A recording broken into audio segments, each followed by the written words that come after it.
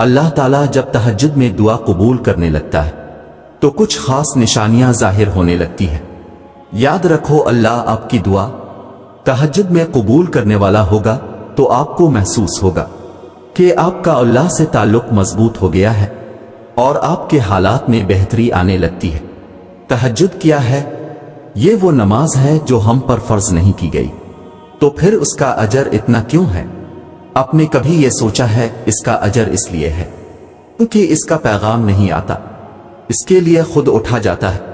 آپ کے دل میں موجود تڑپ آپ کو اٹھاتی ہے، ایسی تڑپ جو گہری نیند سے اٹھا لاتی، جو ہمیں آدھی رات میں اپنے بستر پر سکون سے سونے نہیں دیتی۔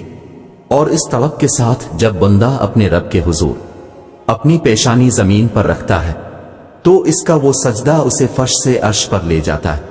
اس خدائے بزرگ و برتر کی رحمت اپنے بندے کو اپنے سائے میں لے لیتی ہے۔ بندہ اپنے رب کے سب سے قریب ہوتا ہے، اس وقت بندے کا بہایا ہوا ہر آنسو آنکھ سے بہتا ہے اور سکون دل میں اتار دیا جاتا ہے، ہر تکلیف ہوا میں کھوسی جاتی ہے۔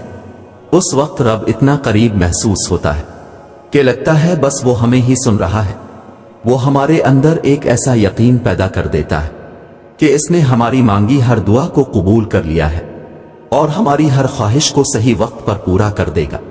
تہجد کا وقت خدا کی محبت کا عروج ہوتا ہے۔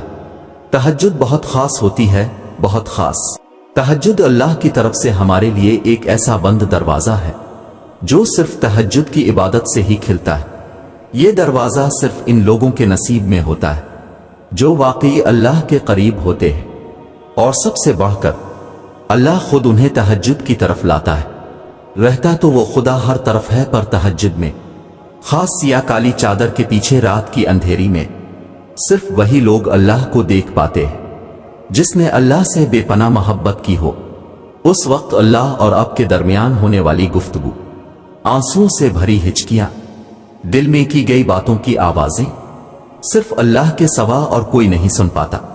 اس وقت تہجد کے سجدے میں نہ تو سر اٹھانے کا دل کرتا ہے اور نہ ہی آسمان سے نظر ہٹانے کا۔ اور اگر ایسا ہو جائے کہ کبھی اسی دوران تمہاری اللہ سے تہجد میں ملاقات ہو جائے اور وہ تمہارے روبرو آ جائے، وہ منظر تمہارے لیے معجزہ سے کم نہیں۔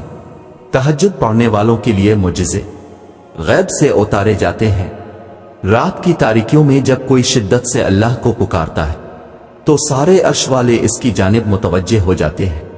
پھر اللہ فرماتا ہے، کہو کیا مانگتے ہو، کہو کیا فریاد لائے ہو، کہو کیوں رو رہے ہو اے دن بھر مسکرانے والے۔ پھر جب تم اپنی عرضیاں اسے سناتے ہو اور اس کے روبرو سجدے میں گر جاتے ہو تو وہ حکم دیتا ہے ان دعاؤں کی قبولیت کا جن کے جواب تمہیں لگتا تھا کبھی نہیں آنے والے۔ پھر وہ تم سے کہتا ہے، لو بھر دیا دامن تمہارا، یقین کی جھولی پھیلانے والے، کن لکھ دیا گیا ہے۔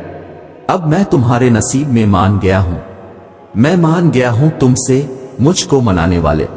تمہیں لانا تھا مجھ تک یہ امتحان تو بس تھے بہانے۔ تہجد میں کچھ تو خاص ہے، تبھی میرے اللہ نے اس کو اتنی فضیلت والی عبادت کہا ہے۔ کچھ تو خاص ہے، تبھی اللہ اپنی اس عبادت کے لیے پہلے آسمان پہ آتا ہے۔ کچھ تو خاص ہے، تبھی اللہ کسی کسی کو چنتا ہے، جس کو چن لیتا ہے پھر اس کے لیے معجزے کرتا ہے۔